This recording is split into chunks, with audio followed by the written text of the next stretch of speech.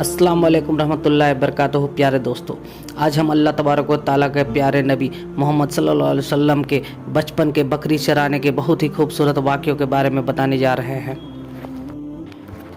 जिसको सुनकर आपका भी दिल खुश हो जाएगा। आज का वीडियो को आखिरी तक ज़रूर देखें। अगर आपको अल्लाह के प्यारे नबी हज़रत मोहम्मद मुस्तफ़ा सल्लल्लाहु अलैहि वसल्लम से सच्ची मोहब्बत है, यानी आप आशिक़ रसूल है, तो इस वीडियो को लाइक करें और चैनल को सब्सक्राइब करें। तो चलिए दोस्तों, शुरू करते हैं आज का वीडियो। दोस्तों, हज़रत हलीमा सादिया रज़ियल्लाहु तआला अन्हा, जिन्होंने अल्लाह के पैगंबर हज़रत मोहम्मद मुस्तफ़ा सल्लल्लाहु अलैहि वसल्लम की बचपन में परवरिश की, जो आपकी दाई मुबारका थी। हज़रत हलीमा फरमाती है कि जब से मोहम्मद मेरे ज़िंदगी में आया तो उसकी बरकत से मेरी तो ज़िंदगी ही बदल गई। आपकी बरकतें इतनी थी कि जिसको देखकर हमने मोहम्मद का नाम ही बरकत वाला बच्चा रख दिया। हज़रत हलीमा सादिया फरमाती है कि एक बार हमारे यहाँ पर सूखा पड़ा, सबके बकरी जानवर भूख से मरने लगे, मगर जिस तरफ हमारे बच्चे बकरियों को लेकर जाते, हमारी बकरियां खूब खाकर वापस आती, यानी कि हमारा बकरी अच्छी तरह से पेट भरकर वापस आती। ये देखकर सारे गांव वाले अपने बच्चों को डांटकर कहने लगे कि जिस तरफ हलीमा सादिया की बकरियां चरने जाती है, वहां पर तुम लोग क्यों नहीं जाते।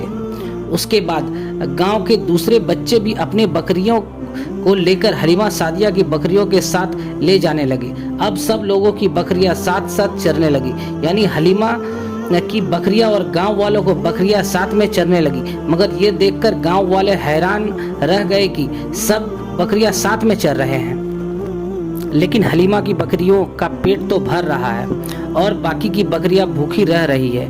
ये देखकर हलीमा सादिया कहती है, ये सब बरकत आमना के लाल की है, ये सारी बरकतें इस मोहम्मद की है। और यही नहीं, हजरत हलीमा सादिया कहती है कि गांव में जब भी किसी की बकरी बीमार हो जाती है तो गांव वाले उस बकरी को लेकर हमारे घर आते हैं और मोहम्मद का नन्हा सा हाथ बीमार बकरी पर फेर देते हैं, वह बकरी फौरन ठीक हो जाती है। और यही नहीं, अगर गांव में कोई बच्चा बीमार हो जाता है तो उस बीमार बच्चे पर मोहम्मद का हाथ फेर देते हैं तो बिल्कुल ही ठीक हो जाता है। प्यारे दोस्तों, अल्लाह के पैगंबर हजरत मोहम्मद मुस्तफ़ा सल्लल्लाहु अलैहि वसल्लम हजरत हलीमा सादिया के पास में परवरिश पा रहे थे, और जब उसकी उम्र महज 3 साल की हो गई थी तो एक दिन हलीमा सादिया की सगी बेटी अपनी माँ से कहने लगी, यानी कि आप सल्लल्लाहु अलैहि वसल्लम की मुँहबोली बहन अपनी माँ हलीमा सादिया से कहने लगी, जब मैं बकरी चराने के लिए जाती हूँ तो मेरा वहाँ पर भाई मोहम्मद के बगैर दिल नहीं। मेरी माँ, मेरा एक काम करो, जब मैं बकरियाँ चराने के लिए जाऊँ तो मेरा भाई मोहम्मद को भी मेरे साथ में भेज देना। तो ये सुनकर हजरत हलीमा सादिया रज़ियल्लाहु तआला अन्हा कहने लगी, नहीं बेटी, अभी मोहम्मद बहुत छोटा है, अभी ये बहुत नरम नाजुक है, कहीं इसको धूप लग गया तो देखो, इसकी हसीन और मुबारक चेहरा है, मैं इसको तकलीफ नहीं दे सकती हूँ। ये तो मेरा शहजादा है, अगर मोहम्मद के पाँव में कोई पत्थर चुभ गया, अगर जंगल जाते हुए मोहम्मद के पैर में कोई कांटा चुभ गया तो अभी ये बहुत छोटा है, इसलिए मैं इसको तुम्हारे साथ जंगल में नहीं भेज सकती हूँ।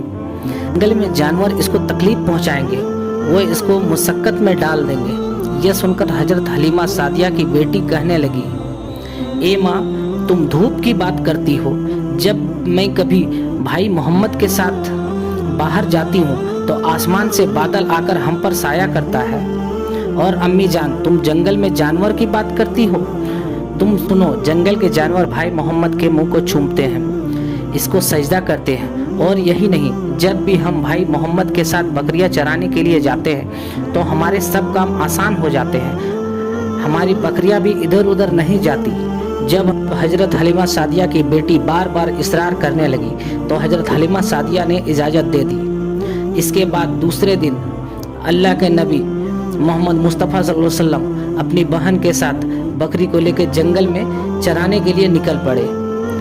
आसमान में एक बादल का टुकड़ा आप पर साया किए हुआ था। इस तरह से 4-5 दिन आप सल्लल्लाहु अलैहि वसल्लम बकरियां चराने जाते रहे।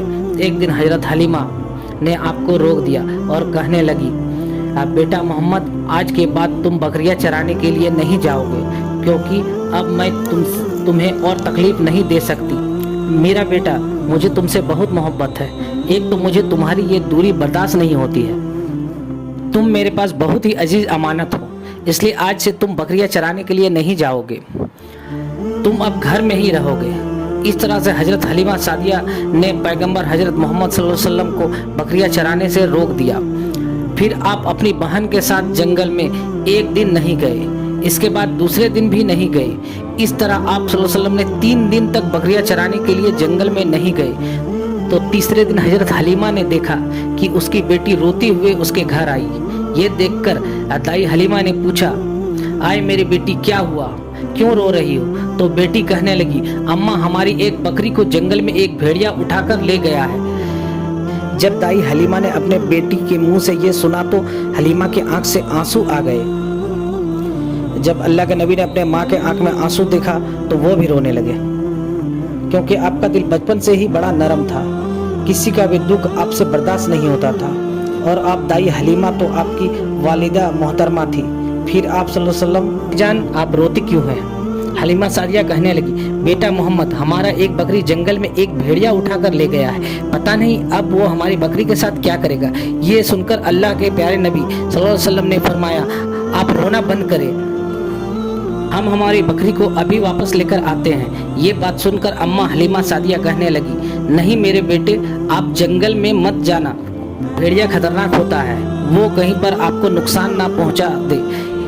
इसी तरह दाई हलीमा मना करती रही, लेकिन आप नहीं माने और कहने लगे, नहीं अम्मा, हम अभी के अभी हमारी बकरी को वापस लेकर आते हैं। इसके बाद अल्लाह के नबी बकरी की तलाश में जंगल पहुंच गए और एक सदा लगाई, इधर आओ, मेरे अम्मी की बकरी ले गए हैं, कौन है बताओ। सदा सुनते ही सारे भेड़िया जानवर सब आए, झुकाकर सर सलामी दी। जंगल के जानवर, मेरे अम्मा हलीमा की बकरी वापस कर दो।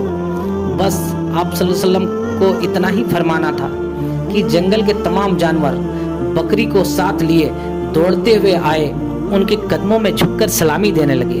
इतना कहकर वो भेड़िया आपके कदमों में बैठ गया और निहायत ही अदब के साथ कहने लगा, अल्लाह के नबी, आप पर हमारी जान कुर्बान। इतना सुनकर आप सल्लल्लाहु अलैहि वसल्लम ने फरमाया, क्या आपको मालूम नहीं था कि ये बकरी हमारी अम्मा हलीमा का है? बताओ, तुमने हमारी अम्मा को तकलीफ क्यों दी? क्यों आपको मालूम नहीं अम्मा रो रही है? आपने क्यों हमारी अम्मा की बकरी को उठाया? तो वो जानवर कहने लगे, अल्लाह के रसूल, आप बकरियां चराने के लिए कुछ दिनों तक जंगल में आए, उस वक्त हम छुप छुप कर आपके हुस्न का दीदार करते रहे और देखते थे कि कायनात के बनाने वाले ने अपने महबूब को कैसे बनाया है। इसके बाद में आपने जंगल में आना ही बंद कर दिया। 3 दिन गुजर गए, आप जंगल में तशरीफ ना लाए। तो ये देखकर हम सब ने सोचा कि आपकी एक बकरी को पकड़ लेते हैं, फिर आप तशरीफ लाएंगे। मोहम्मद उस बकरी को छुड़ाने के लिए जरूर आएंगे, क्योंकि वो अपनी माँ को रोता हुआ नहीं देख पाएंगे और इस तरह हमारा दीदार मुस्तफ़ा हो जाएगा। और वो जानवर कहने लगे, अल्लाह के रसूल, आप पर हमारी जान कुर्बान। बहाना तो इस बकरी का था, हमारा मकसद सिर्फ आपका दीदार करना था, इसलिए हमने आपकी अम्मा की इस बकरी को निशाना बनाया